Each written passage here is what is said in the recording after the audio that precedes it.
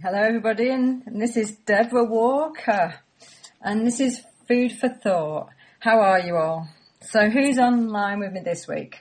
Let's see. Stingray's there. Hello Stingray. And Simply Steve, who might actually be stepping in at some stage to help me out if it all goes pear-shaped. Eric, you there? Hello Eric. Michael, good morning to you all. Now, actually it's good afternoon because I've just switched over, haven't we? So I've got someone really interesting with me this week, and they're two pioneers on Skype and who are at the frontier of science and using it to help people with their health, partially those affected by EMFs. And so I'm going to introduce Neel and Richard from Swiss Harmony, who use radionics, and they use it to balance out homes against all the electro smog and electro pollution. So, hello. Hello. Hello there. So, can you just explain for me Swiss Harmony? Richard. So it's me, right? Yeah. Okay. Well, Swiss Harmony is a development which started about 3 years ago here in Switzerland, which I started. I've always been very fond of radionics, and I've learned and studied radionics, which is a very old, about 100 years old technology to communicate with the unseen, to communicate with the informational field. And using this technology, I provide devices which are attached to the water system in a house, or to to the electrical system, to the mains in the house of people who are suffering from EMS. And the effect is that we then kind of install a harmonical field inside the house, which causes everything in the house to start vibrating in a harmonical kind of frequency. And having that, everything that is not harmonic, which is actually all this radiation stuff that people suffer from, cannot actually go into resonance with, which means it loses its harmful qualities. That's mainly the essence of what Swiss Harmony does. And obviously we also have a few side products which people can carry with them and, make them feel better when they're on trains and in planes and in the car and, wherever they go. And these hazards are, more than the average, just to protect themselves and feel much better. Now, that's really interesting. So effectively what you're doing is putting frequencies into a product that then harmonizes and balances a home out. That's right. Which is just absolutely astonishing. And so just explain how you put that frequency into the product. Well, that's done by means of a radionic instrument, which has been developed many years ago and has actually now been, developed into a very advanced system, which is computer-based and computer-controlled. And what it actually does, it stores information into mass, into an object, into a device. And this information, once it's then attached to an energetic system, will inform this energetic system, and it can't help but it will start to vibrate harmonically, depending, of course, on the information I put in, And when the information is for this energy system to vibrate harmonically, it has no chance, and it will do so. That's law. That's physical law. So my understanding is you're using a Mars 3 machine to do this. That's right, from Bruce Copen, which is actually an English manufacturer. Yeah, and it's medically approved, isn't it, as well? Yes, it's medically approved in Germany as a medical instrument. which just blows me away, to be honest. It is actually many therapies, not only in Germany, but everywhere in this world, are using this special device, this particular instrument, to help people, in the health industry, because it can do much more than just inform an object, a device. It can also inform people. It can actually manipulate, if you want, so the informational field of people and animals, and it's being used in agriculture as well, in order to avoid pesticides, and rather work with a subtle way of informing big fields, production fields for wheat and what have you. It's absolutely fascinating. Now, I've got an Asira machine, which is like a bioresonance machine. Do you know anything about those, Richard? Not really, no. I know about bioresonance, of course, but it's a different technology in a way. It's very similar. They are kind of related in a way, but bioresonance actually works with energy and measuring energy, as far as I understand, and deriving its conclusions from there. But what we do is we actually communicate with the informational field, with the Rupert Sheldrake has actually formed this term of morphogenetic fields. Yeah. That is actually the realm that we work with. That is just astonishing. To be honest, so effectively you're communicating with the field to harmonise it, and you're using the frequencies of nature and the frequencies that we should naturally be working at to bring ourselves back into harmony with the environment that we actually are living in. Correct, yeah. Exactly. We reinstall, if you want so, the natural frequencies inside of each house, and that is why then everything that's not harmonical cannot interfere. It's just that the human texture, the cells, they would not react to it because there's no means of being able to get into resonance with this once they are in this harmonical field. And you're carrying this frequency in via water and the electrics. Do you want to explain that in a bit more detail for me? Yes. The electrical field is the very field that you have everywhere in your house. Everywhere. There's not one, cubic centimeter in a house that is not that has not this electrical energy. And Einstein about 100 years ago he said if you start examining and developing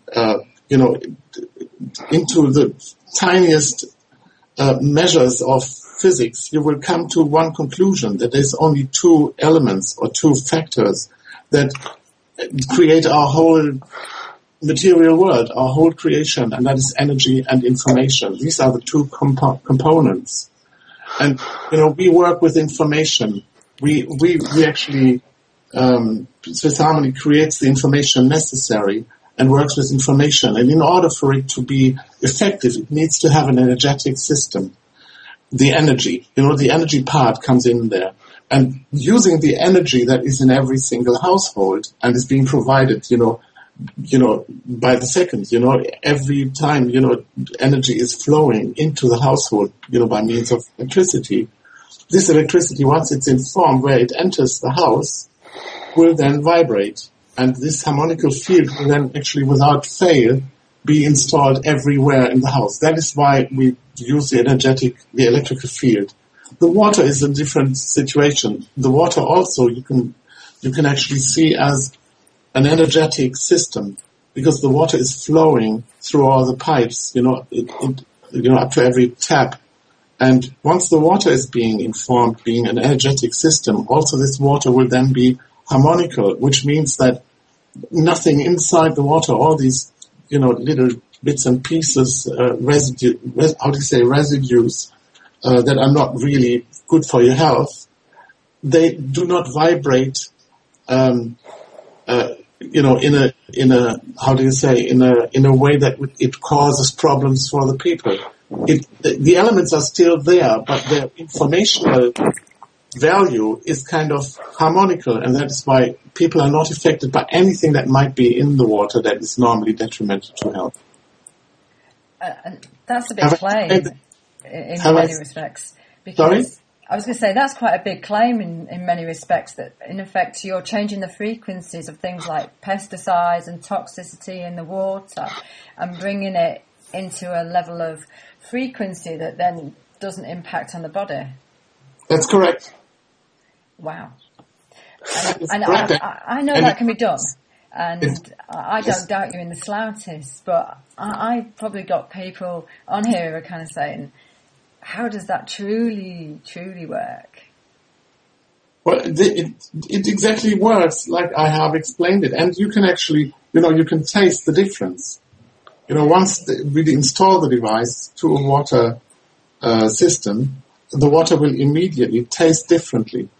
It will have a softer quality as well.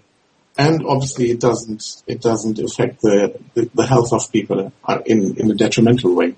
Yeah. In fact, it proves it. It's really interesting because effectively, lots of the toxicity like pesticides, it is, the chemical molecule of them. And then you're saying that it fundamentally changes the frequency. Well, to a level, if there is a high density of these pesticides in the water, there's nothing that we can do. It's like if you drink a cup full of cyanide, it will kill you, even if it's harmonized or not. But like homeopathy works is on the informational level as well.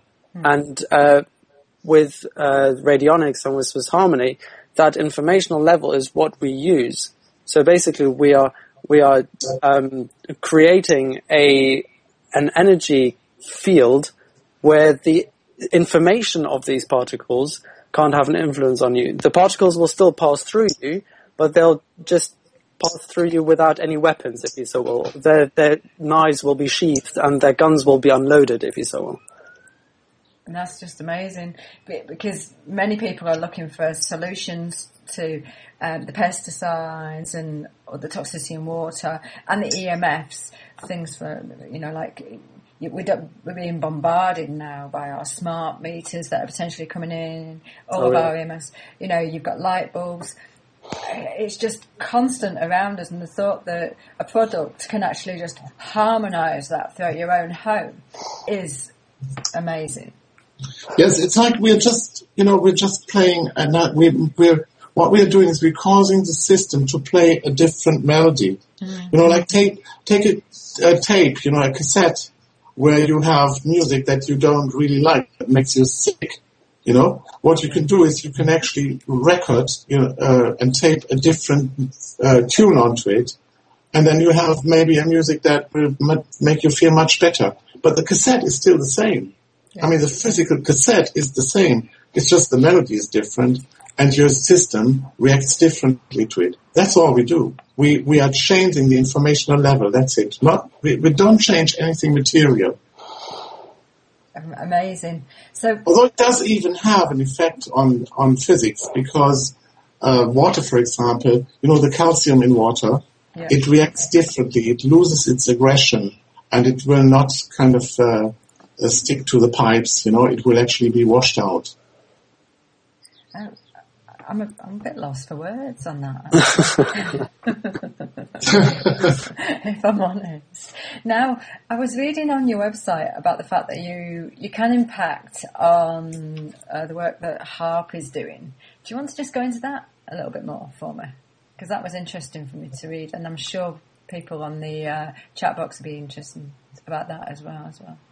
Yes. Well, with regard to HARP, it's actually the same kind of logic behind it, because what HARP does, it actually emits frequencies that will manipulate our wave patterns, our thought patterns and what have you, if they wanted to, and that is obviously caused by frequencies which are not inside this harmonical frequency, because we're talking of very high or very low especially with harp, it's extremely low frequencies we are talking about, and they are not in the natural frequency width that you can have, that you normally have when it comes to harmonious frequencies, which are, you could actually define them between 380 and 760 nanometers.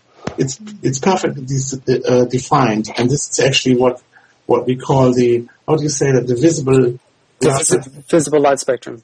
Yes. Right. Okay. That's really interesting. So, that is why harp frequencies cannot actually affect people who are completely harmonized, by Swiss harmony. So how do I create a complete bubble around myself with your product? Sorry, I didn't get the question. What? How do I create almost a complete bubble around myself so that it's, I'm permanently in harmony? Because, that is easy to be done. But because, first of all, being in a household that is harmonized, you can't help but also start having this vibrational harmony, if you want so. But if you're outside of your house, you can wear what we call the body card, which is the very same principle. The card is informed. It carries this information that will cause any energy system to vibrate harmoniously. So once you attach the card to your body, which you don't have to actually, kind of put it on your skin, it's enough to have it maybe in your pocket or so, it will actually then inform your personal energy system. There we are again. You are informing an energy system, and that energy system starts vibrating harmoniously. I work predominantly, when I'm working with my clients, I always believe that their energy systems are knocked out of balance, and I work predominantly with mindset and bringing that back into balance, because that affects the whole of people's health. When you're installing your product, how much do you look at what the individual might have created personally and what you actually are finding within the field itself that's affecting them, just out of curiosity? If I understood your question right, you're saying is that your mental activities, of course, affect your health, right? Yeah. What you are convinced of, all your thought patterns, your convictions, they obviously affect your health. Mm-hmm. That's for sure. There's no doubt about it. And this is something, of course, where somebody can't make any difference, because someone doesn't change your convictions or your religion or whatever. It just makes sure that your whole organic system is vibrating harmoniously. That has no impact on your mental level, if you want so. And obviously, what I do when I'm with clients, I make them aware of the fact that one of the most harming ways, one of the most effective ways to harm your own life is, what you think, is the quality of your thoughts. But that's a different story, isn't it? Thoughts are all frequency as well, aren't they? So they're just going to influence you just as much as an electric field or a magnetic field is going to influence you. Yeah. I think if you have a person who is convinced that they are suffering from electrical hazards and they are also convinced that nothing can help them, then I don't think they will have a chance to benefit from Swiss harmony. Yeah. Because in the end, their thought patterns are much more effective than anything else and anything physical. We all know that, don't we? Yeah. And I'm just wondering how much of that would actually, negate what you're doing in many respects. Well, I can tell you that it's not a matter of, how shall I say, you don't need to believe that Swiss harmony works. It will work. But what could cause it not to work is if you seriously and actively and intensely doubt it. So if you call us and we come out and install Swiss harmony in your home, And you're like, oh, okay, great. But the first step that you've already made into accepting that it works is calling us. Yeah. So your mind pattern and your thought pattern has already changed to the point where you have accepted that there's something wrong and that you want help. So that will already have negated anything strong enough to counteract what we do with Swiss Harmony. Yeah. And then if there's anything else left around, there are so many different influences on the human body that have absolutely no relation to electromagnetic fields or geopathic stress or magnetic fields. But Swiss Harmony just sorts out this one slice of the influences. So when you do have something else that still hurts you, another ailment, you know exactly that it won't be an EMF influence. It will have to be something else. Now, do you just want to explain the EMFs and the different areas that actually covers for me? Sure. EMFs in general, electromagnetic fields, comes from everything that has some sort of electric current running through it. So if you see a cable lying somewhere, rest assured it will have an electric current flowing through it, unless you have turned off at the wall in the UK or anywhere else in the world, if you have unplugged it from the wall. But if you have an electric cable or any sort of cable lying about, the probability that there's an electronic or magnetic and a magnetic field running through it is very, very high. Even if the TV is switched off or the lamp is switched off, there's always going to be a residual amount of electricity in it. And all this electricity has a frequency. Or even in a phone, an iPad, a laptop, a walkabout phone, Wi-Fi, these are all immensely strong electric fields. The human body works at about 0.4 picoampere. Correct me if I'm wrong, Richard, but it's correct. It's correct. 0.4 picoampere of electricity. And a telephone, for instance, works at 0.2 ampere. So that's over a billion times stronger, 50 billion times stronger. And so the battle of the electric fields begins, if you so will. And the survival of the fittest will be key at that point, because if something 50 billion times stronger is influencing such a weak electric field, a bioelectric field,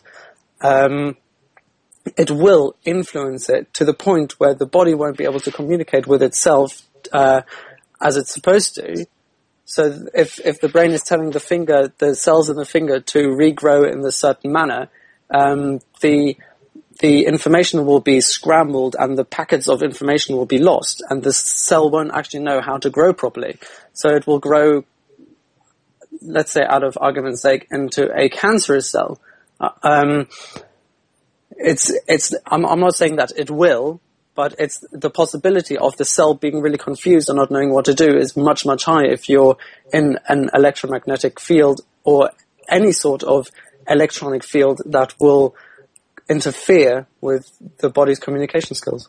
And it's interesting what you're talking about with the effect on the DNA and the chromosomal effect as well, that I know is happening because there's research out there showing that. And, you know, effectively what I see is that we've got a layering of the electrical radiating devices that have been going on for the last, at least since the 1940s, you know, of probably course, know better than me, which have just, you know, my understanding is that they're now thousands of times higher than the original, than the base sort of solar radio frequency energy. Very, very correct. Ever since the first electronic field or the first wireless transmission technology had been invented, they have been categorizing the wavelengths. So you've got shortwave radio, midwave radio, longwave radio. Then you've got high frequency radio that is used for the 3G network. And then you've got a certain amount of frequencies for the television. And now in the UK, the whole television network has been moved into the digital realm. So the whole frequency set is moved higher, and the analog frequency set that has been freed up now is directly being auctioned off for the new 4G network. So constantly, there's this whole bandwidth of frequencies from the tiniest little vibration up to the highest frequency you can think of are being used up to transmit all of our communications through the world. I mean, we couldn't live without it. If you call 999, you want an ambulance to come to your door, and that is only possible because of all of these frequencies. I mean, I couldn't live without my phone. I don't know about you, but I definitely couldn't live without my phone.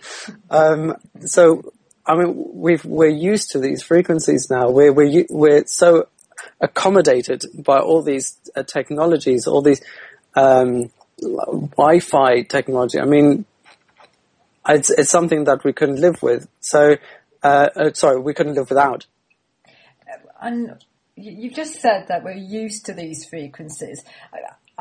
In reality, though, are our bodies used to these frequencies? Sorry, I didn't mean the body is used to the frequencies, but us as people are used to having them around as a commodity. Yeah. The body has learned to counteract these frequencies themselves, obviously, because of generations and generations of these influences. But let me use an example. Sorry, may I interrupt there? Yeah. What I would like to point out that we are only talking about 4 generations, because 4 generations ago, electricity was invented. Yeah. Yeah. So it's only 4 generations, and we have no clue what kind of impact it will have long term on human beings. It's really interesting, that point, Richard, because when I was doing my research on this, I was going back to the 1940s, and between the 1940s and even the 1970s, the level of sort of radiation exposure that people were getting was seldom. And so it's so much less. And then from the 1980s, the research it's just astonishing with all the products that come out from that moment onwards. From that moment on, it's a layering effect of all, how small your mobile phone has gone, so you end up wearing it on you all the time, and all the products. Whereas I was looking at one of the highest EMF exposure you was likely to get back in the 1970s was from a hairdryer. Yes. Well, and look at our society. Look, I've just read. Sorry. Yeah. There's something. I've just looked at the internet and found out that 51% of the British suffer from insomnia, and what I keep saying to my clients is that the industry, who obviously has no interest in anyone kind of proving that the electromagnetic fields are detrimental to people's health, they try to shift the problems. Like, for example, they say that, psychological problems keep people from sleeping. But what I do believe is that their sleep the quality of their sleep has gone down, which means that they don't sleep as fast and deep as they used to. And because they have this insomnia, they start, having thoughts and going through all their problems. And it's not that because of that they can't sleep, it's because they can't sleep. They're going through all these problems and chewing on their psychological issues. That's what I think. Yeah, I'm inclined to agree with you, Richard. It's interesting. I was just reading the chat box, and Lee said about the fact that we are surrounded by electrosmog now, which is I don't think he's wrong there, to be honest. And then Simply Steve is saying that he's spent quite a bit of time in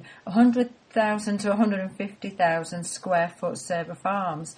Half the people he worked with were stressed or sick in some manner, many on antidepressants or sleeping tablets. Now, Steve, are you actually saying that was because of that? Because that does sound, and then he carries on and says the levels of electrical activity in these places are huge. And, it is just amazing what we're actually surrounded with. Talk a little bit more about this electrosmog and the impacts on health.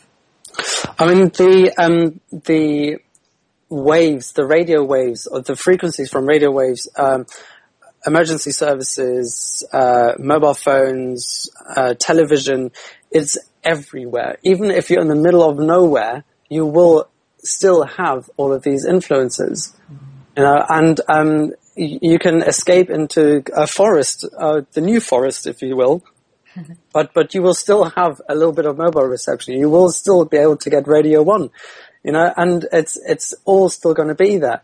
And then all the influences of these different frequencies will still be there.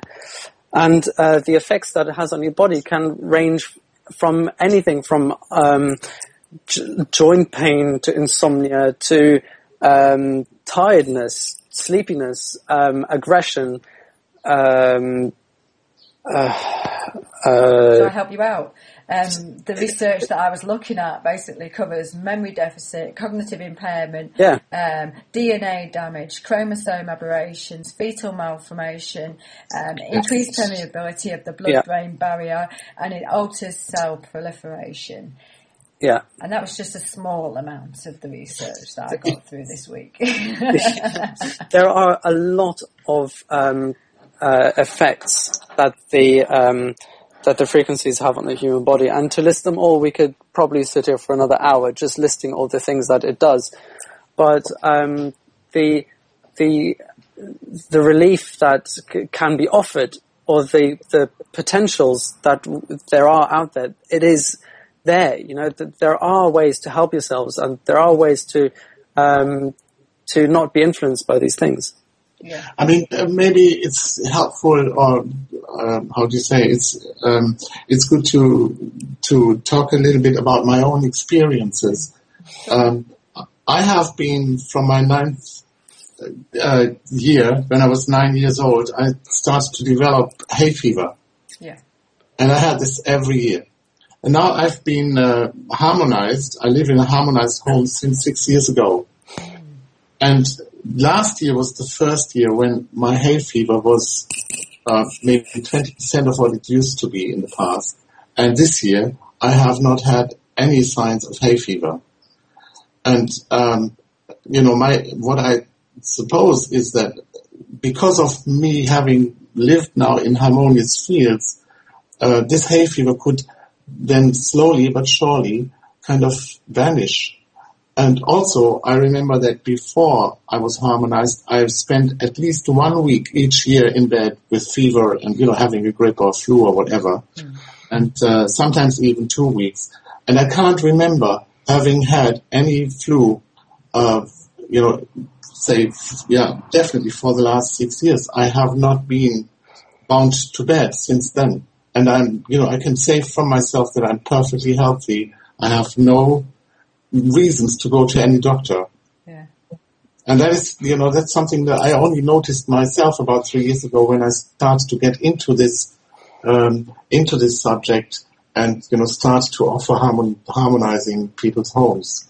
And, also by what people actually tell me has changed since they're harmonized is really, really encouraging, and it's fantastic. And also, what we say is that anyone who has harmonized their house with Swiss Harmony and feels that he has spent his money for almost no impact, for no effects, he can get his money back, and we take everything back. And that has never happened either. People do actually benefit from Swiss Harmony because they suddenly they notice that things are improving. Their sleep is improving. Everything is improving. Their concentration is improving. All the symptoms are slowly but surely going away. They're not going away overnight. It takes some time, of course. Well, if the EMFs are actually affecting self-permeability and cognitive impairment and the memory and, going over the blood-brain barrier, then in effect, if you are harmonizing that, fundamentally you're going to be changing your allergen and histamine levels, which would naturally be heightened when you're in more of an inflammation response. Yeah. That's exactly the case. And, what I tell my people is that it's the vital point is melatonin. You say melatonin? Melatonin. Yeah, melatonin. melatonin, which we know is the production of it is reduced by at least 40%, if not more. When you are exposed to electromagnetic fields, and that causes, of course, that people don't sleep well enough. They have superficial sleeps, and that is what makes them develop all these kind of symptoms. Because you probably know much more about, how do you say melatonin? Melatonin. And I do that. The sleeping's really interesting. Just recently I was talking to someone who actually kept their laptop next to them by their bed, and one of the key pieces of advice I gave her was actually just to take it away and to move it away, because my understanding, if it's within about 6 foot, it's going to actually impact on you with the electricity coming out of it. Now, the other thing I've noticed from people I work with is that they're putting their iPhones underneath their pillow, because there's an app, I know, because there's an app on them that monitors their sleeping. Do you want to just go into the EMFs that would be coming out of those two products alone? Well, where do I start? Yeah.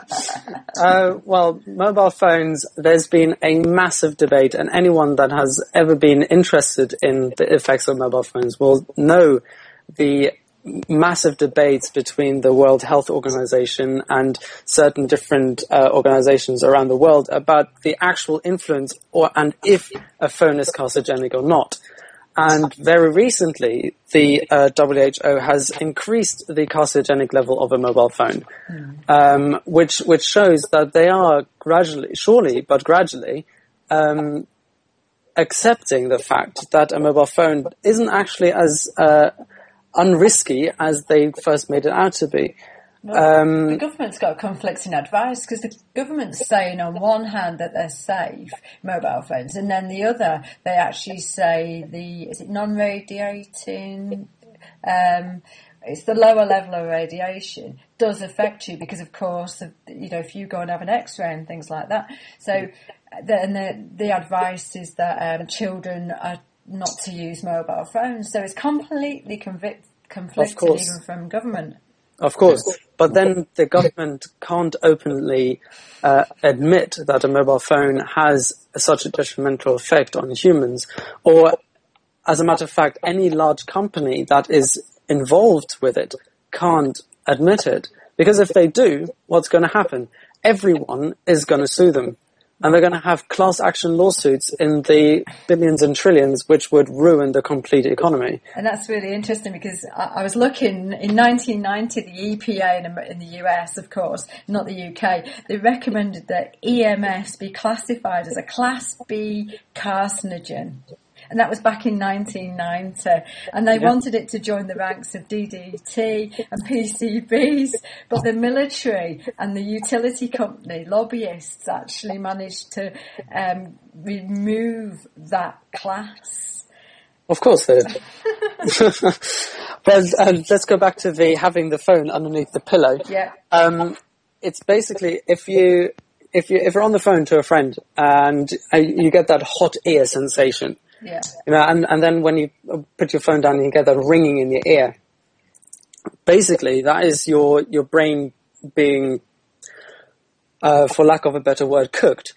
And if you have the phone underneath your pillow, you're having this influence on you for the duration of your sleep. 6, 7, 8, 9, 10, 12, 16 hours, depending on how much you sleep, of course. But that's the equivalent of having a 15-hour telephone conversation. And just imagine how you would feel if you had that phone next to your face for 15 hours. The influence, the amount of cookage, it will be a very well done steak after that. Well, maybe we need to differentiate there a bit, because it's not an ongoing phone call you're having when you're sleeping on your iPhone. But what it does is that it will off and on always try to reconnect with the network. And I mean, this is what causes the radiation. in addition to the normal EMF that it produces without even having a conversation going on.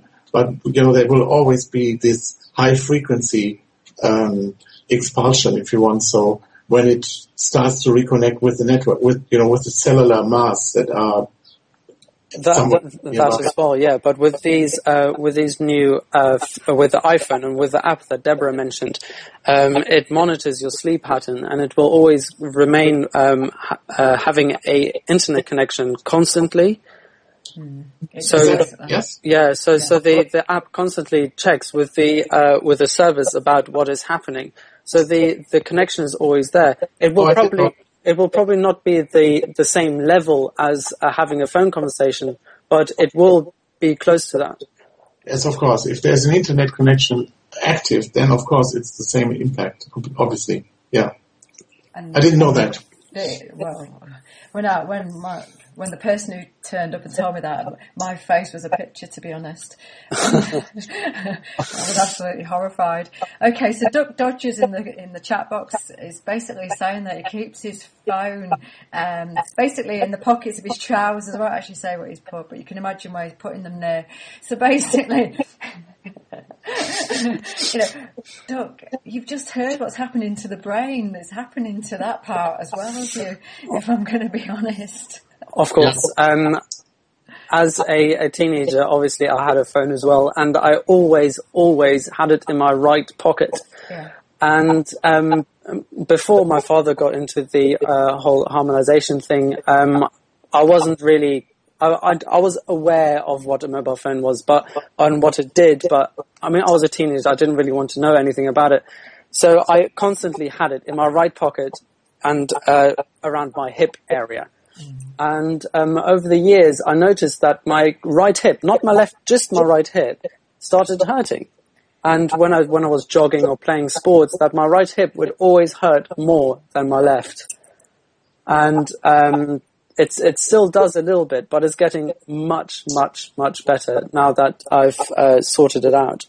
Yeah, it's interesting because when I go out, I very rarely actually have my phone near me. I always keep it on far end of the room, basically. And when I go out, I put it in my combat trousers with the phone at the knee area, and my knee always hurts when I'm walking, when I've got my phone with me. Yeah. You don't think about it though, do you? Until you wouldn't. Well, no, you wouldn't, because it's unseen, isn't it? Yeah, you would put it down to your diet or moving your knee too much or having slept funny, because that's what the medical industry and the lobbyists want you to know or want you to think, because they don't want you to think that it has something to do with your mobile phone. Yeah.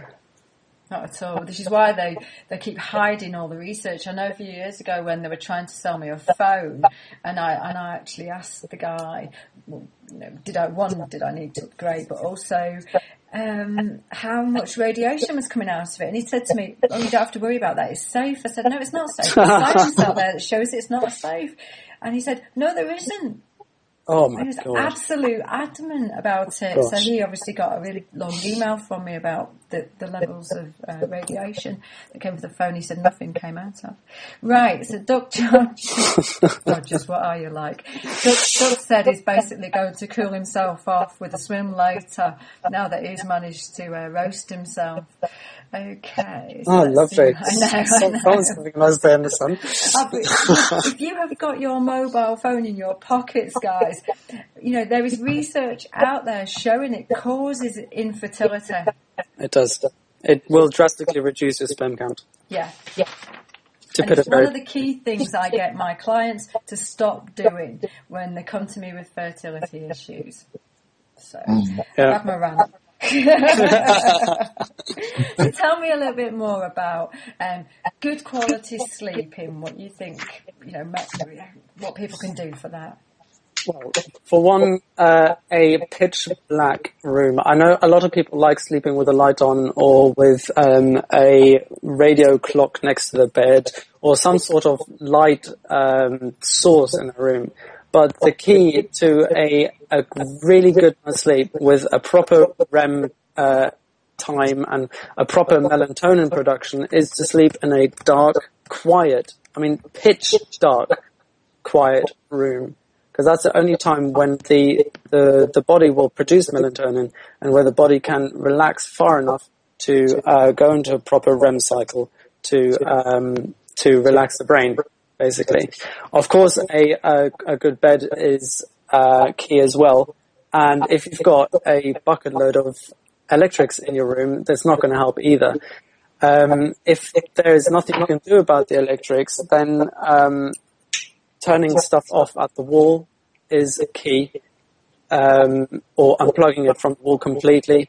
So any peripherals that you have in the room are not under any sort of charge whatsoever.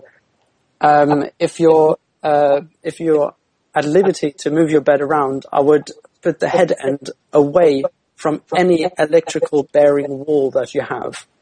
So any wall where you have a plug socket in it or a light switch or a light fixture, I would move the head bit away from that wall, because a wall will act as a sort of amplifier. Yeah. So the whole wall will start to resonate with this, with these frequencies, and then basically act like a massive speaker onto your bed. And that will, of course, screw with your melatonin production, screw with your REM sleep pattern, and just mess up your whole rest period. Absolutely. I completely agree with you. And now, one of the guys in the chat box has just said about a good night's sleep with a crystal in your room. Now, what you've got actually, actually puts the radionics, the frequencies through the crystals, doesn't it? Richard? Sorry, can you repeat that question? I didn't get the last part really, but I understand that a crystal in your room could actually absorb some of the electrical disturbances. Yeah, doesn't your product actually? Don't you put the frequencies into a crystal?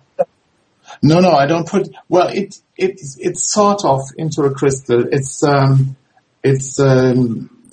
quartz sand, which we inform, right? But it's you can't really compare it with the crystal, because a crystal, how should I say, is more coherent, right? You would say than the quartz sand that we're using. And if you just have a crystal in your bedroom, you must understand that the crystal itself is not informed with this harmonical information. It's not necessarily the case that the crystal is, vibrating harmoniously, especially when it has actually absorbed electromagnetic frequencies. Yeah. And obviously crystals may help, but they need to be cleansed off and on, regularly. And that is what most people don't do. They forget to cleanse it. So let's use a different example with the crystal. Loosely, you could say that it has the same effect as sacrificial galvanization.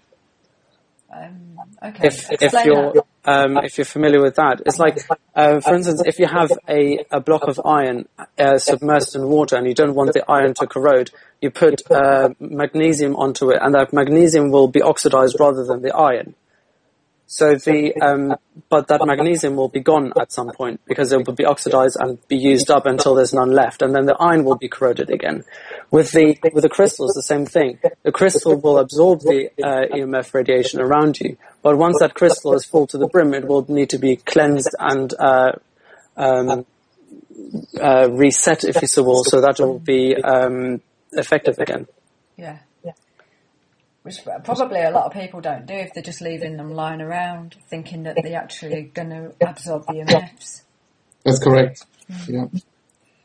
Right, let me see what's going on in the chat box. Anything apart from And then also, I need to explain that my devices, the Swiss Harmony devices, they don't absorb this kind of frequencies. They actually, they force their frequency onto the electric field.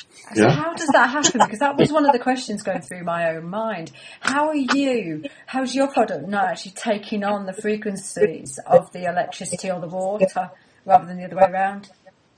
Because it's of a higher order. it's the natural frequencies that we have actually stored into these devices. They are of a higher order, and that higher order has to be followed if you want so. I mean, that's I can't explain it any differently. It's that it's the same with water. Any vibration, if it's exposed to a vibrational field of a higher order, will then eventually take on that higher order. And that is why the electrical field has to take on the order that it gets, so to say, from the devices, the Swiss Harmony devices. Interesting. Now, Nala in the chat box has just said, why don't folks just earth themselves? And I actually do that every day. I will go outside and walk outside with bare feet, and I'll also make sure that I'm kind of sitting next to something where I'm earthed, and I've got basically grounding mats in the house. What do you think about that? Well, I think it's certainly helpful. And it's always good to be more conscious about, the surroundings where I'm staying, what I'm doing. And yet I believe that our cells,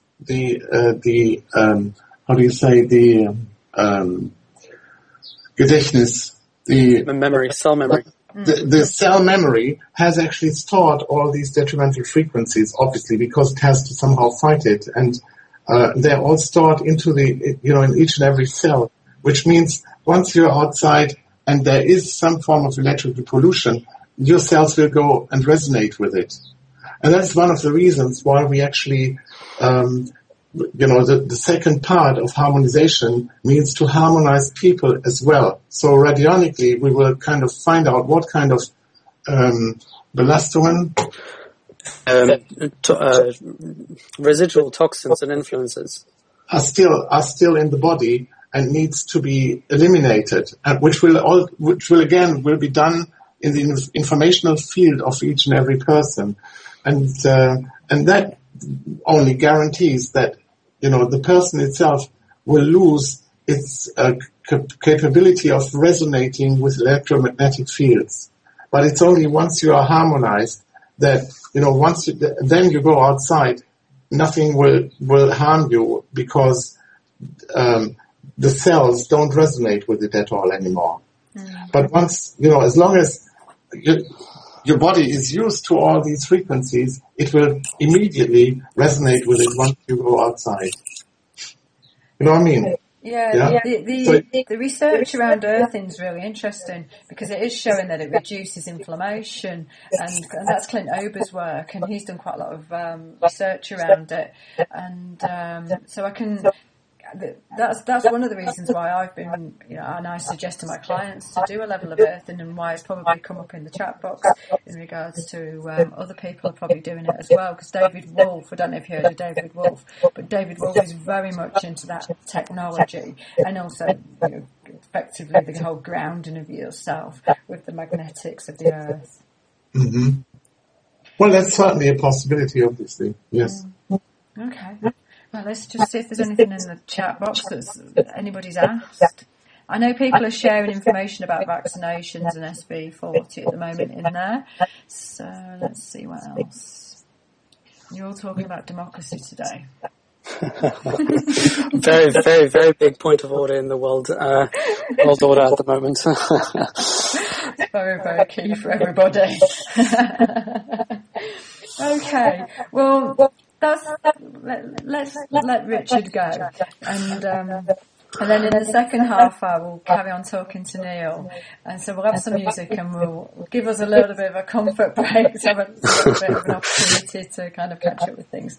So just a couple more things that I would like to reiterate before we finish off. That Swiss Harmony is in first line there to help people.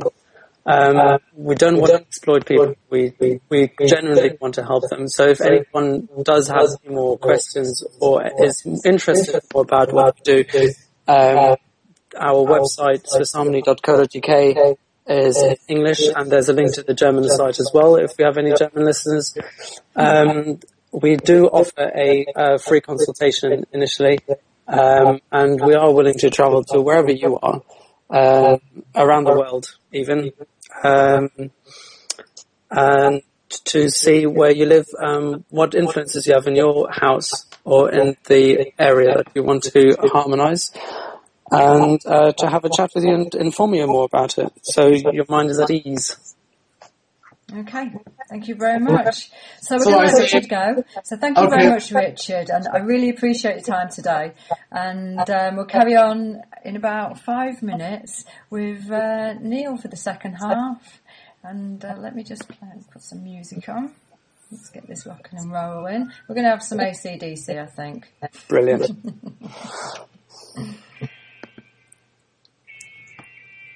Okay. Right. So Neel, are you still there? I'm still there, yeah. Right, good. I can still hear you. Unfortunately, I can't turn the music down. But Richard, thank you very much. Okay then. Thank you, Deborah. It was great to be with you, and appreciate it. Thank you very much. Okay. Take care. Okay, soon. And you. Bye-bye. Ciao. Cheers. Yes. And I'm back with Neel for the second half, so thank you to Richard for actually coming on for the hour. Richard's is he the brains behind it, Neel? He is the originator of Swiss Harmony. The brains behind it is a gentleman that is long passed on. The technology is over 100 years old. Oh, right. So what's the technology specifically? You talk about the radionics technology. The radionics technology, yes. Oh, right. Yeah, it's been my father's hobby for over 10 years. And 3 years ago he's decided to go professional with it. And it's been a very big success ever since. Okay, wow. And I know you're growing in the UK as well at the moment. Yeah, I decided to leave my previous employment, because I didn't want to be a bartender for the rest of my life. So I decided to look around for different jobs, and my father approached me and said, "Would you like to continue my endeavour in the UK?" And I was like, "Yeah, okay, I'll think about it." I asked around a bit, my friends, the friends that I have here, and just random people, and asked them, is that something that you would be interested in? Is that something that you could see yourself buying here in the UK? And there was a positive reaction through the board. And I was like, oh, brilliant. I quite honestly, I didn't expect to have such a good reaction to it in the UK, but I was very pleasantly surprised. You just understand. Right, I'm getting feedback here about that no one can hear you, but they can hear me, Neel. So let's see if that's actually still the case. So let me just check.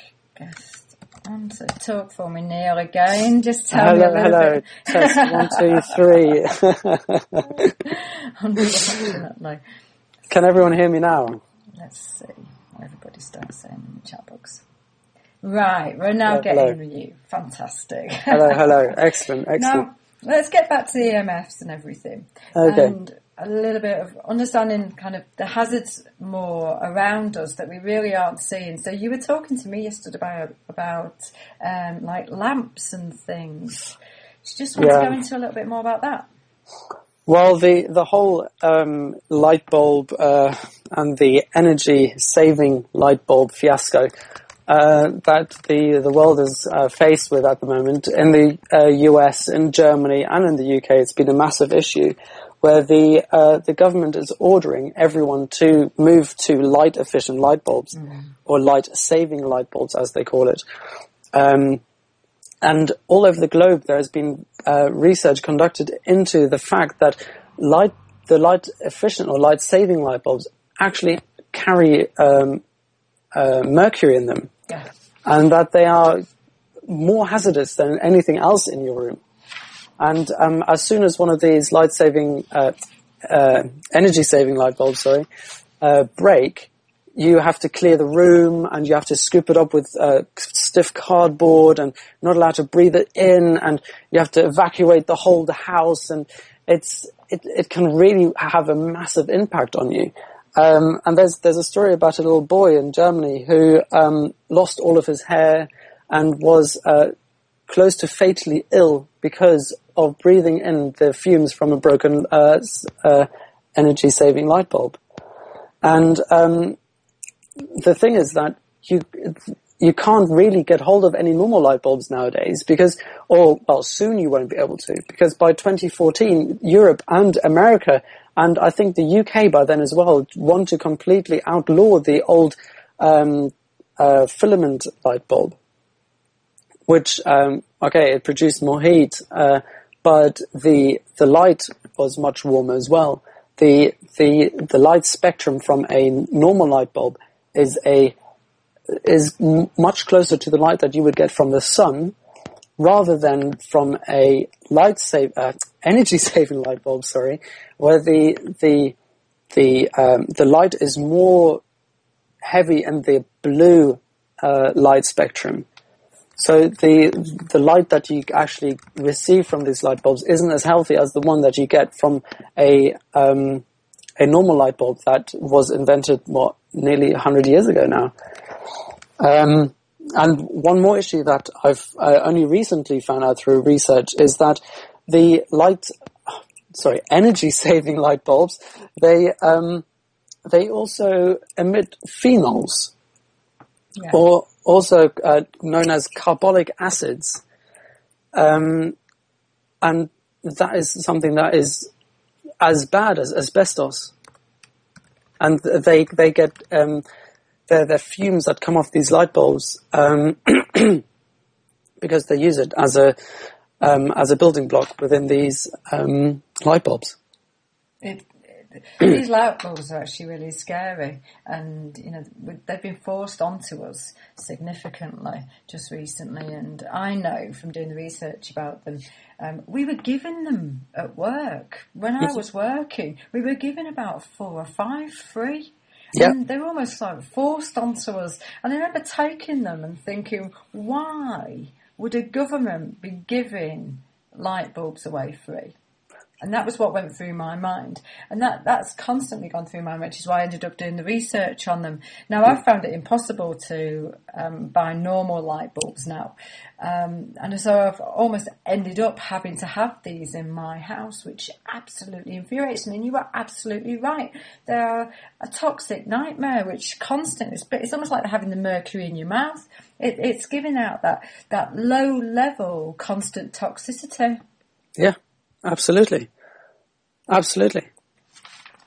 And the light bulbs, the government, when they first came out, and the scheme of the whole, let's move to light efficient, why am I keep saying light efficient?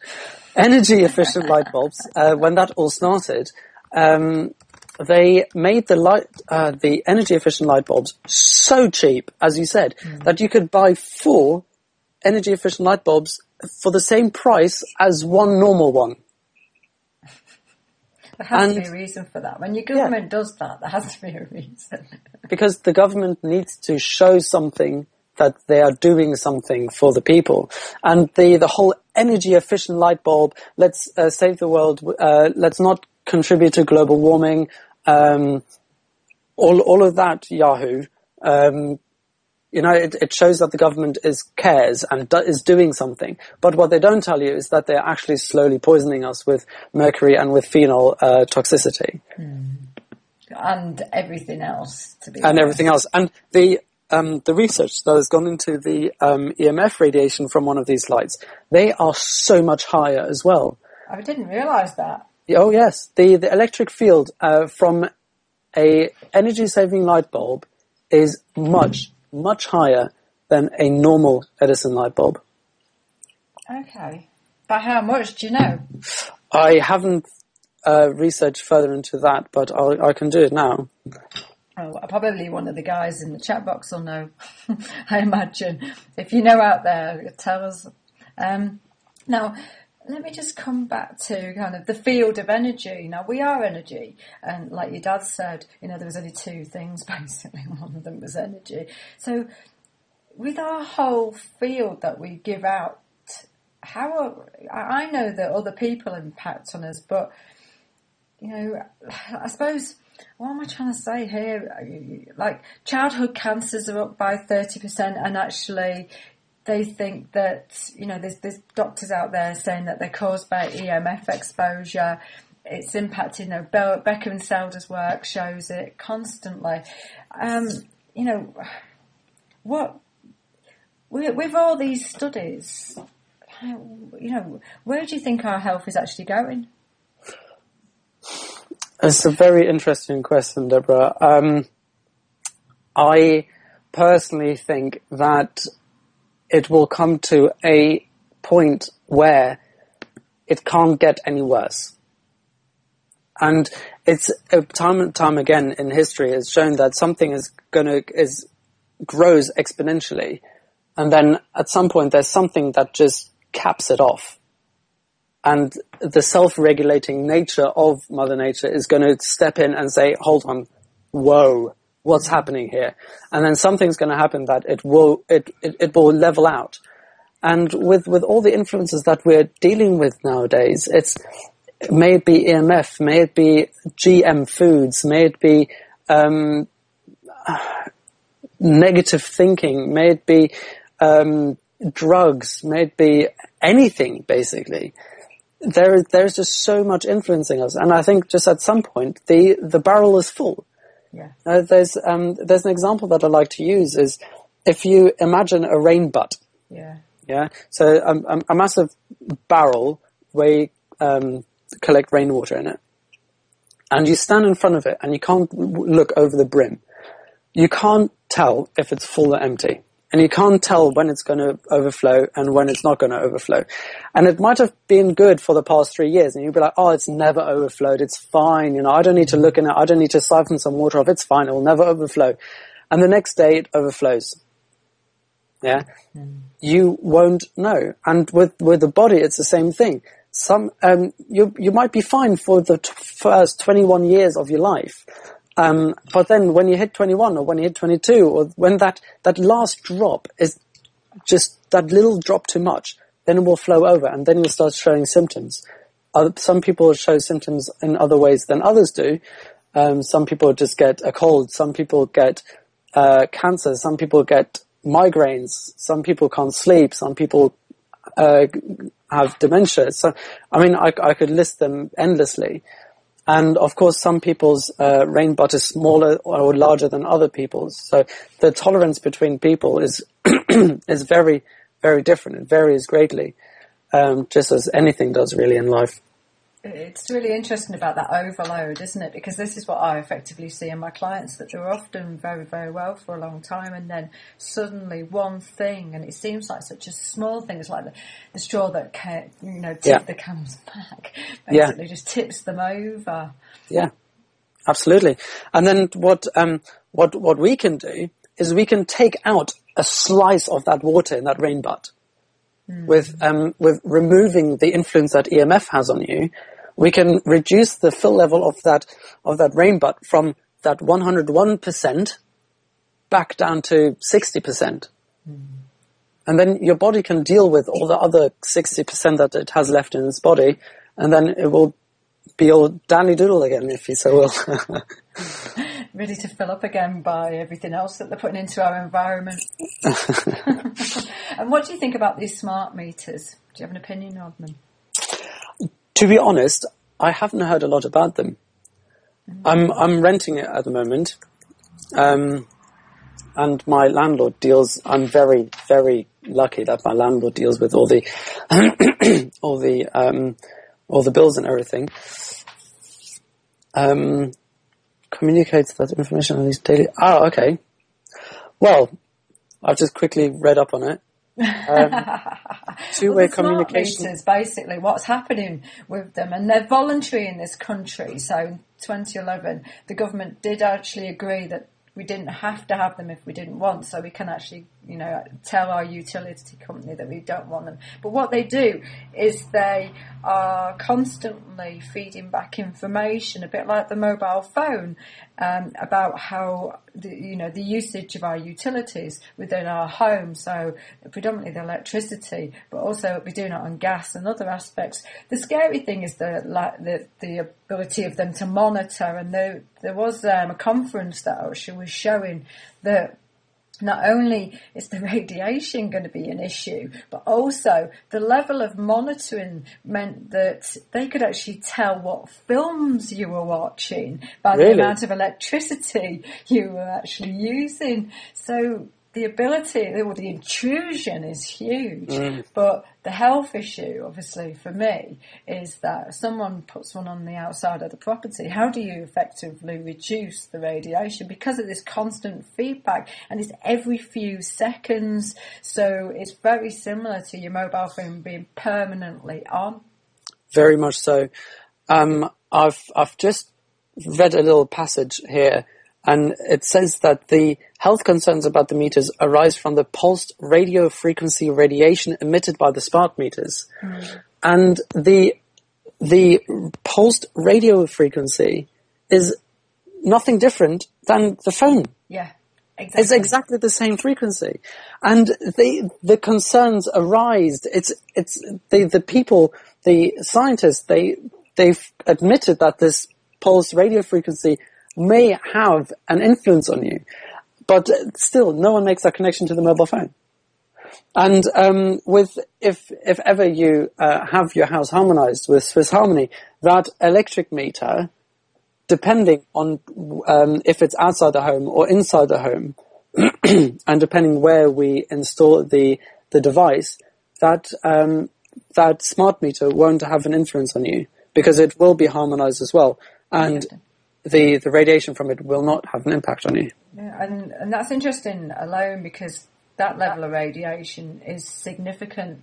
And I was watching a video not so long ago, and they were showing they were about 100 yards away from this school, and they were showing on the meter how high it still was. So people are definitely being affected by the sort of cross influence, not only from their own home and their own property, but actually other people's, and that breaches your human rights. Absolutely. And there's documents out there that show it breaches your human rights as well. Now, what was just said in the chat box? Someone's just said something about soft drinks. So who was saying something about soft drinks? I just want to say about the schools. I visited a school around the area here at the beginning of the year, and I looked on the roof, and I heard rumors about this, but I wasn't sure that was actually true. But when I visited the school, I saw that they were renting out roof space to the mobile phone carriers. Yeah. So they had arrays of antennas on their roofs for 3G networks, for Vodafone, O2, Orange, you name them, on a school. Yeah, and I've seen that. I don't know if you ever go into London. Actually, now let me just explain that to the listeners. Neel doesn't live that far away from me, so we both live in the same town. And if you were going into Waterloo from our town, you will pass flats that have got at least 10 antennae on the top. Yeah. 10. Yeah. Now, how much EMF radiation does one of those give out? Do you know? I don't know the exact figures, but you have to imagine that one antenna is for one carrier for about a radius of, in London, probably only about 100, maybe to 200 yards. In the countryside, it's a different thing because they don't have so many antennas. But in London, every couple of 100 yards, you will have a new antenna for the same network. Because there's so many people in London, they have to have overlappings so that if there are 1 million people using their mobile phones in one area, the network doesn't crash. So one of these antennas needs to support thousands and thousands and thousands of communications from mobile phones. So if you can imagine the influence that one mobile phone has on you, you can imagine what the influence of a mobile phone mast or one of these communication signals masts can do to you. Of course, they're going to be on the roofs and everything, but they will still have an influence on you, and quite a strong one at that. Yeah. It's actually really worrying. I would hate the thought that, I actually live in a flat as well, and that I have no control of what they put on the roof. And that just really, really scares me. I also have no control over what my neighbours put on the outside of their property. So if they wanted a smart meter on there, I wouldn't be able to stop it from happening. No, you wouldn't. And the thing is that another big culprit is the walkabout home phone. Oh yeah, you mean the cordless? The cordless phones, yeah. They are next to the microwave. They are probably one of the worst culprits out there. They are getting better, as in the fact that they don't constantly send information back and forth to the home base when they're not being used. Nowadays, they only communicate with the home base when you're actually pressing numbers on it. Back in the day, they would be constantly in communication, constantly, even if you weren't phoning anybody. But it's getting better. But when they do communicate, they are very, very detrimental. And of course, if you've harmonized your own home, what's stopping your neighbor from having their base station right next to the wall, right next to your head on the other side? And the only way to help yourself there is to harmonize your home, and then the gap between your head and the phone on the other side and the wall in between, it will then help you to not be influenced by that purely by harmonizing your own home. And that will then help as well if they have a smart meter. I don't think people realise the impact of those cordless phones in the home, that they're actually worse than your mobile generally, with the amount of radiation they give off. They are very, it baffles me every time. There's a pretty funny story that I endured a couple of years ago. I used to have one of those cordless phones in my room.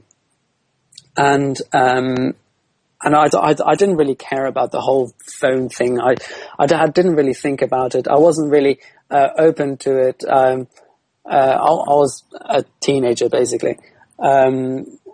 And every time I used this phone, I would be yawning uncontrollably.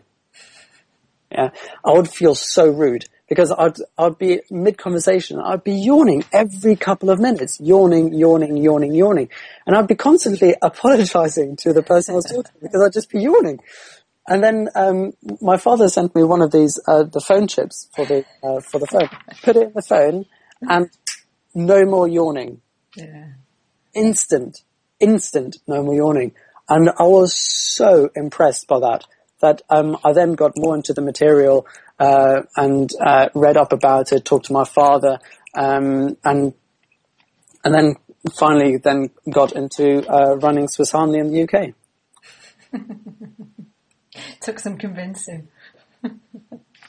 I mean, the conscience about everything is growing in the UK, and I'm very glad that it is, that people are waking up and seeing all the influences that it can have on your body. And it's making me very happy. And anything that I can help to show people or to educate people or to just tell people and answer questions about this, because the information is out there, but you really have to look for it. And if you ask anyone official, they will always play it down. Well, the thing is, the EPA, the Director of Analysis and Support from, the EPA, let me think of his name, Martin Halper, I think his name was. He actually says that, the amount of actual research, the epidemiological studies, let me get that right for everybody, that actually are shown that the evidence out there is huge, and nothing else remotely touches it in regards to the amount of evidence out there. And they actually say that, which is what was originally swaying back in the 90s, their decision to potentially make it into a class 3 carcinogen. Yeah, but it never made it. Interesting, eh? It is, yeah. So when you go into somewhere to test, because I know you have all these machines that test everywhere, what's kind of the typical way that you test in regards to what electricity is coming out and what EMFs are in the environment? Well, first of all, I sit down with the client and answer any questions that they have in depth. I mean, I factor in about 3 hours for the initial meeting, just in case they have so many questions that I really can sit down, relax, and explain everything in detail to them. I explain to them everything that we've talked about today as well. And then I get out my little machines and I measure. They are, I've got 2 different machines. One measures the high frequencies in the area and it voices them. So through the noise that the machine makes, I can tell if it's a cordless phone, or if it's Wi-Fi, or if it's radio, or if it's television. Okay.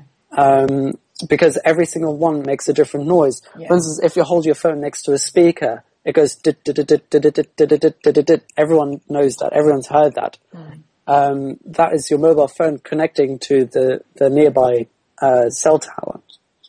And every single frequency has its own pulse and has its own noise, if you so will. So using that and using the other machine, which measures the electric field and the magnetic field in a certain area. Is that a gas machine? A gas machine? GUASS meter? Gas? No. No? Okay. No. I can't remember the name of it right now. Because they're the ones I know about. I can find out for you. So I go around their home, and I look at the places where they like to sit and the places that they spend most of their time in, and then I measure what the influence is in the area, and I just show them the amount of electronic radiation that they have been subject to for the duration that they've lived there, you know. It's called Gigahertz Solutions, made in Germany. Okay. Do you normally find the animals are actually avoiding the areas where it's high electricity? Funny you say that. The cats, they love stress. It sounds funny, but cats love stress points. So cats will always lie on geopathic stress points or where electromagnetic influences are very high. Whereas dogs, for instance, they look for harmonic areas. Right. So if a cat lies somewhere and always goes into that area, always lies there, it's a favorite spot, and you're like, why is that their favorite spot? It's really uncomfortable, you know, it's cold, it's windy, but why do they constantly lie there? You can rest assured that that is a place where you do not want to spend a lot of time. Ah, right. Because my dog, my lovely lurcher, that everybody knows sleeps all the time. Basically, the only time she actually gets active is when I'm out the house and she decides to move her bed from where I've actually put it. And she, without fail, will always move it to the middle of the room. And I often wonder whether that is because she's moving it away from a source that she doesn't want to be near. You could bet on it that is the case. I can go on. Sorry. You can bet on the fact that your dog notices that there's something there that it doesn't want to be subjected to, and has decided to do something about it. She's a canny one, my dog, to be honest. Now, we had a quick chat about geopathic stress, and because I can test for geopathic stress, which is how come we met each other, and I can see whether it's actually affecting my clients or not. Now, Roger Coghill's work, he actually showed that those people with the electric hubs at the end of their road that they live near, so you know where all the electricity goes into for an estate? Yeah, he showed that people with ME and leukemia tended to be around those areas. There's more cancer clusters. Now, Have you done any other research on that with your product? Well, if you have your house harmonise and you're near one of these areas, it won't matter because they're far enough away that their influence isn't strong enough to be higher in order than the harmonic field of your house. So obviously, okay, if you do not have your house harmonized, then definitely it will have a higher influence on you because that convergence point is where all the electricity converges for a whole estate. And the amount of EMF that throws out is very considerable. One of my first clients, actually, he works in a building site or in a building depot, where they have a massive convergence point of electricity as well, and he works really, really close to it. And I gave him one of the body cards, and he says ever since he's worn that, he feels great. He doesn't feel as beat at the end of the day as he did before. Yeah. Well, I was talking to someone the other day, and I can't explain what the card has done in my phone, but my phone definitely feels different after speaking to you. And it is that whole sort of unseen factor about it all, isn't it? Not just your product and the benefits of it, but also, the EMFs in general, because people surround themselves with them without even thinking about it. I was thinking today, what else do I have? Now, I used to have an electric blanket. Oh my, no. Electric blankets are basically, an electric blanket is basically if you coil up a massive extension lead and stick it under your mattress and let electricity run through it. That is basically your electric blanket. It is a electric magnetic field haven for cats, if you so will. Cats would love your bed at that point. Dogs would flee head over heels. Electric blankets are as bad as it can get. Seriously. It is interesting, actually. There is research around it that shows that miscarriages and childhood leukemia is actually attached to people who've got electric blankets and have been using them significantly. So it is bad. I mean, if you can imagine that a mobile phone can have an influence on you, and that it's at 0.2 ampere of electric current, you can imagine what a sheet of electric current can have an influence on you. And it will be very, very significant. Yeah. You'll be glad to know I don't have one anymore. The other thing is that I wanted to ask you about is an electric toothbrush. What's your feelings about them? Well, the thing is, an electric toothbrush will have an influence on you in some way, but the electric field in a toothbrush is so minute, and the fact that what about these sonic ones? I know I'm testing you now. Okay, wait, hold on. The electric toothbrushes and the sonic toothbrushes the thing is you only brush your teeth 3 times maximum, or I mean maybe some people out there brush them more than 3 times, but you don't brush your teeth for 2-3 hours on end. No. So the impact that it has on your body is so minute that it is negligible, that your body can just shrug it off. We're talking about long-term influences that things have on you. Like if you sleep on a ley line, on a geopathic ley line, that will have a considerable influence on you because you're spending hours and hours and hours and hours on this ley line. It's like that if water's running underneath as well, most people don't realise that carries an energy. Very so. Yeah. And that's why I will stay as far away from waterbeds as I can. And I hate to say it, but waterbeds actually also have a heating mechanism in them. Oh, yeah, that's to say a fest of EMF radiation right there. There's actually a new product that we have just developed, and that is going to be marketable at the beginning of next month. Mm-hmm. It's called the Deep Sleep Ribbon. All right. And it will, when it's finished, it will span across your bed. It is about 21 centimeters wide, and anything from 80 centimeters to 160 centimeters long. And it will span the length of your bed. And this can only be installed in a house or in a bed that hasn't got a whole house harmonization done, because otherwise there would be interferences and then your sleep would be much worse than it would before. But with only with this deep sleep ribbon, your bed will be harmonized, and any water courses or ley lines or EMF radiation around you won't have an influence on you anymore. Where if your house isn't harmonized, I would still recommend you turn everything off at the wall. What about electric clocks? Because I don't think people really realise how much electricity the electric clock and the wiring gives out. It is an electric clock. Alarm clock by your bed is usually also radioed. Mm-hmm. So an electric clock usually has a connection to the local radio station to have the correct time and date automatically. And of course, that connection is constant, is always there, because it always checks the time with the local radio station.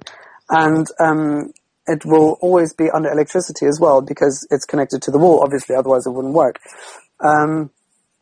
So the amount of EMF or the amount of electric and magnetic fields that will come from the cable running from the socket to the radio and from the radio itself is quite, what's the word? Is quite substantial. Because again, you're spending so much time next to it. And what you tended to find people have got in their bedrooms in regards to electricity. So, you've got your clock, some people have their TVs, I know about laptops, you've got phones. It just endless, isn't it, that people are bombarding their body with at a time when actually, they need to rest and the body would use sleep to, recuperate itself. Debbie, I've seen so many insane things in people's rooms. You have no idea. Keep it clean. Of course, it's not past watershed just yet. From nothing at all. One of my first clients, he realized that what he was doing to himself. So he removed everything electronic out of his room. So he had nothing in his room whatsoever. To the point where some people, they live on 2 or 3 levels, and every single level is stacked to the roof or to the ceiling with computers, Wi-Fi's, amplifiers, Wi-Fi amplifiers, LAN cables, cabling here, there, cables running through the roof, through the wall, laptops, mobile phones, radios, TVs, PlayStations, Xbox, Nintendos, surround sounds. The amount of EMF and the amount of electronic stress in that house was insane. And the chief result of it, none of them slept. And people think that not sleeping and waking up all the way through the night is normal. It's definitely not. The body doesn't want to wake up in the middle of the night.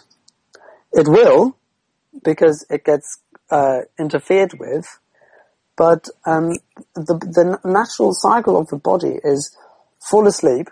After 20 minutes, it will go into REM sleep. These are rough estimates. After 20 minutes, we'll go to REM sleep for a couple of hours. And then after that, it will go into a light sleeping pattern where it just rests the body. It might dip off into REM sleep again in that time, but the initial 2 hours REM sleep are the most important one. And after 6 hours sleep, technically, without influences, your body should be 100% rested, which never happens nowadays. And I find that, so many people don't even want to go to sleep. You guys know who I'm talking about, who's still up at 2 a.m. in the morning.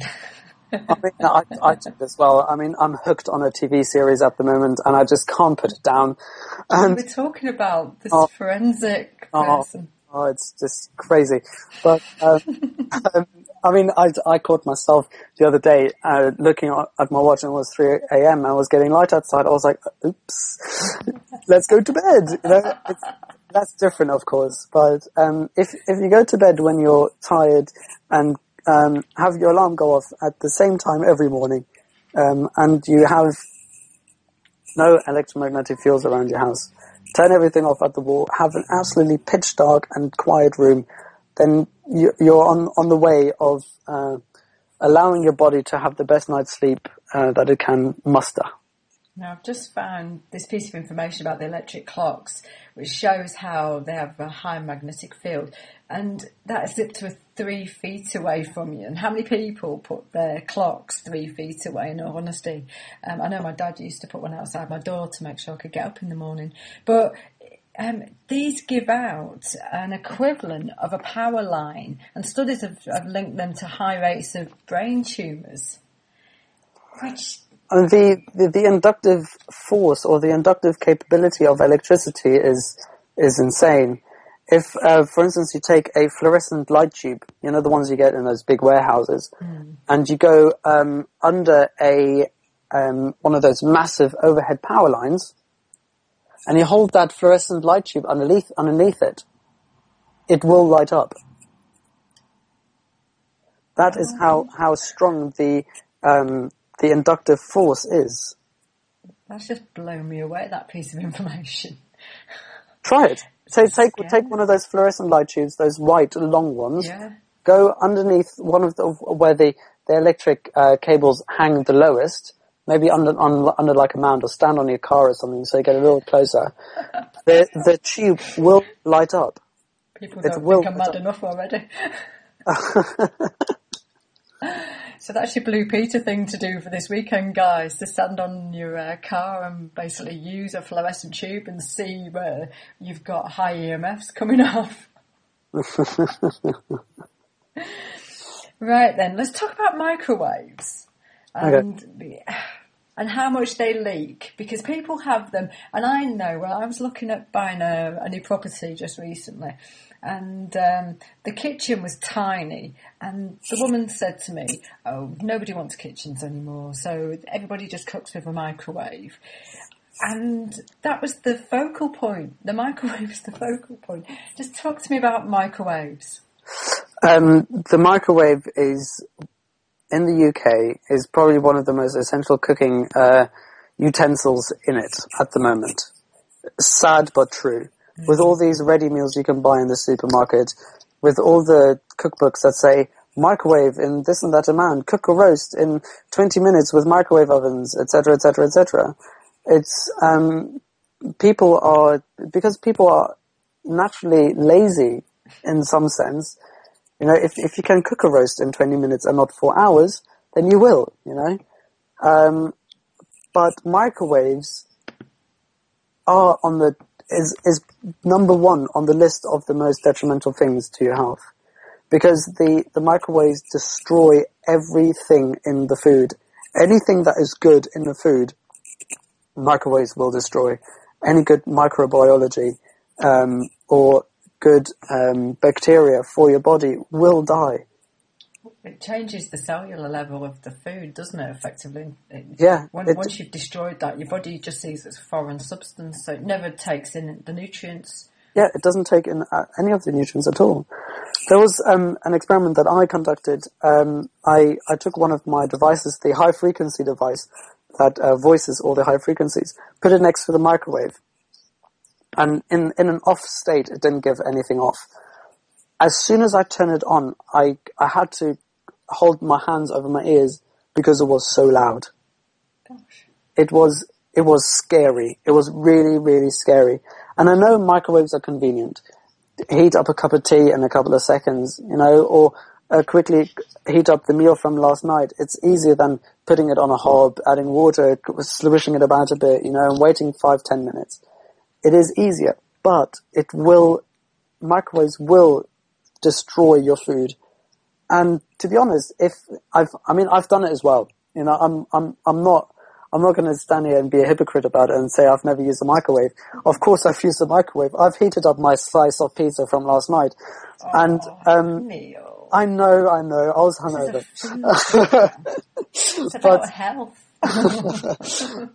And I mean, I regret it every time because the dough goes like all hard but soggy at the same time. It's really, really weird, and it doesn't taste good. It's weird. It's odd. I don't like microwaves, although I do use them sometimes. Microwaves are shown to actually convert the food proteins to actually carcinogenic substances. It wouldn't That's surprise what's happening. And my mother used to do baked potatoes in them all the time. We lived on them. I dread to think what she's done to our health. Jacket potatoes, stick them in the microwave, 10, 15 minutes, done.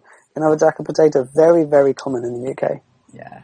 And how many people out there, you coming home, you're too tired, so you just throw in a microwave dinner. It's actually not doing you any benefit at all. Not only is it, it's got no goodness in it by that stage. It's full of preservatives and additives, and then you zap it with radiation, effectively. Correct. Yeah. I mean, most restaurants in the UK at the moment as well, if they've got a closed kitchen, they've got microwaves in there. And that's a really interesting point, actually, because loads of places now, when you go and eat, they will microwave all the food, particularly pub foods. So all your Wetherspoons and places like that, they tend to microwave nearly everything. You know, the only thing that isn't microwaved is your salad. Yeah. I think they'd microwave that because... But yes, it is... I wouldn't stop short as to call it a microwave epidemic in the UK, to be honest, because a microwave is one of the most essential cooking utensils in the kitchen in the UK at the moment.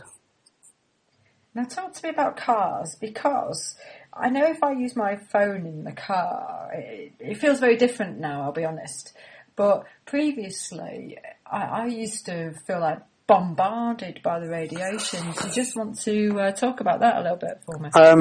Cars nowadays are getting worse and worse as well. Because of the onboard computers and the onboard instruments that you have to make it more safe, there's more electrics in the car as well.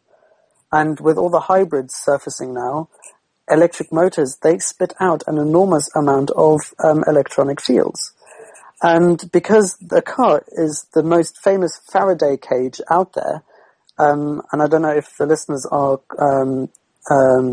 familiar with what a Faraday cage is. Yeah, I think most of them will be. But actually, do you want to just say about that for those who don't? A Faraday cage is a cage where electricity is passed around the outside rather than through it to preserve and to protect whatever is inside the cage.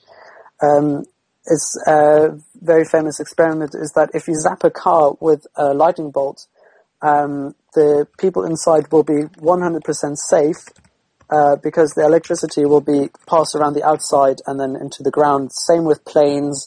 If the plane gets hit by a light bolt, it will enter in the front, go through the whole length of the plane and exit at the back, but the passengers will be absolutely fine. But of course, if you have an electric field in the car, you're still inside this Faraday cage. And so the electricity will stay in this in this car. And if you have a phone in it, your phone will have to work even harder to communicate with the outside world. So it will drive up, if you so will. It will get stronger and stronger. The signal will be stronger and stronger to try and keep that same level of communication with the base station as it did when it was outside of the car.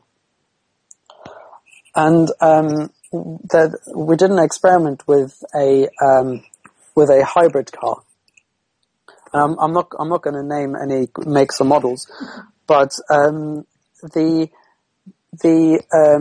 building biologists in the world say that the amount of electricity or the electric fields that a human body shouldn't exceed is a maximum of 5 volts per meter. And a magnetic field shouldn't be exceeded at a level of 100 nanoteslas. So that's the units for it. 5 volts per meter for an electric field and 100 nanoteslas for a magnetic field. And in this car, in the middle of the back seat, there was over 1,000 volts per meter. 1,000? What's going on in the back of the car? That's where the battery was. And that's, I mean, in a hybrid car, you don't know where all the cables lie. You don't know where the actual electric motor is, or where the converter is, where the converter for the light engine is, and the whole car is just one massive field of electronic energy, and it will have an influence on you, especially if the amount of electronic fields in the area is nearly 500 times as strong. So in effect, those hybrid cars are actually really quite dangerous for your health. Yeah, and the newer cars and the more electronic gadgets you have in the car, the less healthy it will be for you. That's why Swiss Harmony has recognised that and said, look, well, what can we do that we've already got with our mobile phones and with our homes? We've developed something for the car as well, so we can harmonise the whole car. Because, our cars, it's not just the dashboard and the running of the car itself. We actually have got our phones in there. We've got our GPS. So, you've got our... That's why we thought that we need to do something about that. Yeah. And so we've developed this product which can help people with that have hybrid cars or have that don't feel well after a 2-hour car journey, and it will help them with that. And a very nice side effect that we've have had reports back from the clients that have installed these car tuners is that they've noticed that their petrol consumption is reduced. That's interesting, because of course you're harmonising it, and therefore it will work with the engine better. Would be I think would be the idea, maybe. That would be the obvious choice, yes. But what we found is that the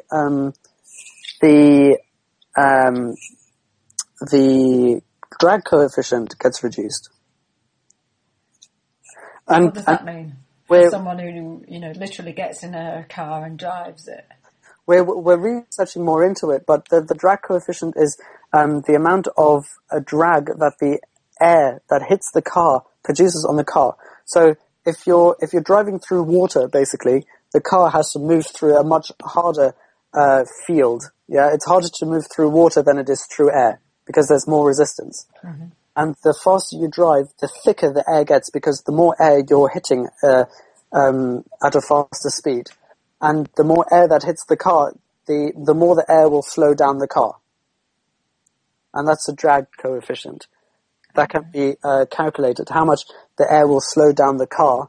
And we've had reports that the fuel consumption gets reduced. And the only thing that we can come up with, and what we've experimented with, and more research is going into it, is that the drag coefficient, that the amount of impact that the air has on the car is reduced, and the motor will have to use less petrol to produce the same amount of energy and the same amount of drive to get you the same amount of distance. Okay. And that might be of interest to people, of course, because we're all looking to reduce our fuel costs. Absolutely. Especially the rising fuel costs at the moment. Yeah, it's going mad at the moment, let's face it. And is there any real reason for it? Now, you did mention an amount that actually would be, which is acceptable in regards to the EMF levels. Now, Robert Becker, I know in his book, it's not Body Electric, it's the other one, it's the Cross Currents book. He actually talks about it being 0.5, is it milligauss? So in effect, that would be the maximum of your exposure to have good quality health. Do you want to just kind of, tell me what you think would give good quality health in regards to all the electricity bits and pieces? 0. Right. Of course, that is impossible. In nowadays, to have an electronic influence of 0, you can only get that in a cellar with lead walls and concrete everywhere. But then you wouldn't be able to use your phone, you wouldn't be able to use your TV, etc., etc. But I have found that sleeping in a field that is under the 5 volt per meters is acceptable. I mean, I sleep in my bed very well, and when I measured at my sleeping area, it was all the time it was between 1 and 3 volts per meter, and the magnetic field was in the same area. So I'm quite happy where I sleep, and I keep all my electronics well away on the other side of the room, even though my house is harmonized. I still don't want that next because it buzzes, and I've got the problem of having 3 fridges in the kitchen, which is right on the. Yeah, I'm in a house share. Oh, right. So my head is right next to the wall where there are 3 fridges, and they buzz away, and I've got that to deal with, and I don't need the buzzing of the radios and TV in my room, so I just stick that all on the other side. Gosh. I started a few years ago, I started switching all the electricity off at night. So I actually go to the box and just switch it off, flip. And so that actually, and we had a conversation about this when you came around, so that I wasn't affected by it, and my sleep was cracking because of that, I'll be honest. The thing is that if you switch everything off at the mains, I mean, like in the box, in the fuse box, if you are harmonized, if you've installed Harmony in your home through Swiss Harmony, it won't help you. No. Because we use the electronic field in the house. If you turn the electronic field off, your house won't be harmonized. There will be a certain residual harmony within the brickwork of the house, and because all the electric cabling and the bricks will take on this harmonic frequency. But if you do it often enough, if you have it off for a longer period of time, that harmony will dissipate and will go away, if you so will. So I recommend that if you have Swiss Harmony installed in your home, that you do not switch everything off in the fuse box, because then the whole technology won't have an effect on you anymore. Neel, this has been fantastic having you on Food for Thought. It's been really, really interesting talking to you about EMFs. Do you want to just, tell us all a little about how we get in contact with you, and, your web address, and, that's about it, really. Yeah. My website is www.swissharmony.co.uk, and all my information details are in there. Mobile phone, email, and address is on there, and I welcome anyone to give me a ring or send me an email if they want any more information, or if they want to ask me any questions, if they want me to come around for a consultation. In the UK, I don't charge anything to come to your home, but if you're abroad, I am willing to go all around the world.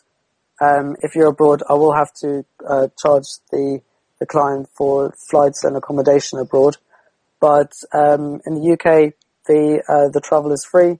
I'll come to you for 3, even 4 hours if you really need the time, talk to you about what I do, how I can help you, and I will have all my tools with me. So if you go ahead and decide to harmonize your home, I will be able to do that on the spot.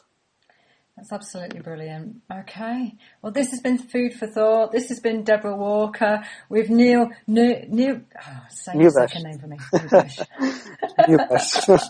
Thank you very much, Debbie. Okay, guys. An honour. Take care. Bye-bye. Bye.